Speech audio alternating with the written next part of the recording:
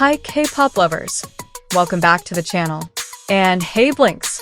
Before we dive into what might be one of the most important conversations we've ever had about Blackpink, make sure you like this video, share it with every Blink you know, hit that subscribe button, and drop a comment telling me how you feel about everything happening with the girls right now. Trust me, you're going to want to stay until the end, because what we're about to talk about might completely change the way you see Blackpink's future. Let's start with one word that made every Blink's heart skip a beat. Deadline. When YG Entertainment announced the Deadline World Tour back in May 2025, fans immediately panicked. The name sounded intense, serious, final. Was it a hidden message? Was it a warning? Was this really the deadline for Blackpink? And now, as the final shows approach at Kpop Stadium in Hong Kong, the question feels more real than ever. Is this the end of Blackpink? Well, let's slow down for a second. Because once you look at the full picture, the story becomes something very different, and honestly, much more beautiful. The Deadline World Tour wasn't small. It wasn't casual. It wasn't a goodbye tour. It was massive. This was Blackpink's first ever all-stadium tour. Not arenas, not theaters, stadiums. It kicked off at Goyang Stadium in South Korea, where they debuted their comeback single, Jump, live for the very first time.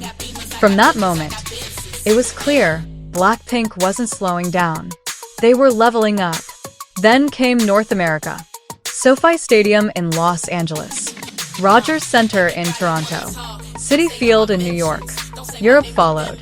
And then history was made at Wembley Stadium, where Blackpink became the first K-pop girl group ever to headline the legendary venue. During the encore, they even performed Wannabe as a tribute to the Spice Girls, one iconic girl group honoring another. It felt symbolic, like a passing of the torch. By the time the Asia leg wrapped through Bangkok, Jakarta, Manila, Singapore, and Tokyo Dome, nearly 1.9 million fans had attended. The tour grossed over $200 million. Does that sound like a group preparing to end? Not exactly. But here's where things get interesting. To understand Deadline, we have to go back to 2023. That was when Blackpink's original 7-year contracts expired. And for months, nobody knew what would happen. Every rumor sent shockwaves through the fandom. Every article made people nervous. Then came the announcement. YG Entertainment confirmed that all 4 members, Jisoo, Jennie, Rosé, and Lisa, renewed their contracts, but only for group activities. That one detail changed everything.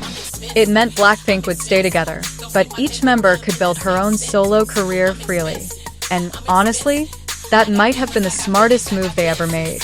Jennie launched her own label. Lisa created her own company. Jisoo founded Blisoo. Rosé signed with the Black label. And what happened next was insane. Rosé dropped her solo album. Lisa released her own project and even acted in The White Lotus. Jennie performed at Coachella Valley Music and Arts Festival. Jisoo dominated both music and acting. Each member proved she could stand on her own. But here's the beautiful part. Even with all that success, they still came back together.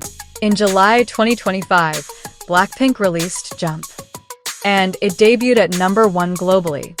Not because of nostalgia, not because of hype, but because their chemistry is still unmatched.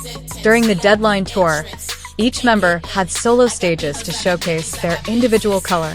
But when the 4 reunited for group songs like Kill This Love, Pink Venom, and How You Like That, the energy exploded. It reminded everyone why Blackpink is Blackpink. Even producer Diplo said they might be one of the biggest acts of all time. And then came the announcement that erased almost every fear. On January 14th, Blackpink revealed something huge. Their 3rd Korean EP, also titled Deadline, set for release on February 27th. Think about that. 1 month after the tour ends, they're releasing new music. So if this was really the end, why would they prepare a comeback? Exactly. The tour isn't a farewell. It's a build-up. It's promotion. It's the start of a brand new era. And the timing is perfect because 2026 marks 10 years since Blackpink debuted. 10 years of breaking records. 10 years of changing K-pop history. 10 years of proving that a girl group from Korea could headline global festivals, sell out stadiums, and dominate fashion, music, and culture worldwide. Groups don't disappear at their peak. They evolve. And that's exactly what BLACKPINK is doing. They're not trapped in the old system anymore. They're not forced to choose between solo or group. They can do both. Solo artists when they want, BLACKPINK when they want. And honestly, that might be the most sustainable model any K-pop group has ever created. So Blinks, if you felt scared when you saw the word deadline, it's okay. We all did. But now we know. It's not the end. It's not goodbye. It's simply a promise. A promise that they'll always come back together.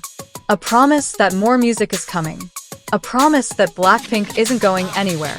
The deadline isn't a finish line. It's the start of the next chapter. And February 27th is just the beginning. Because remember, BLACKPINK in your area isn't just a catchphrase. It's forever.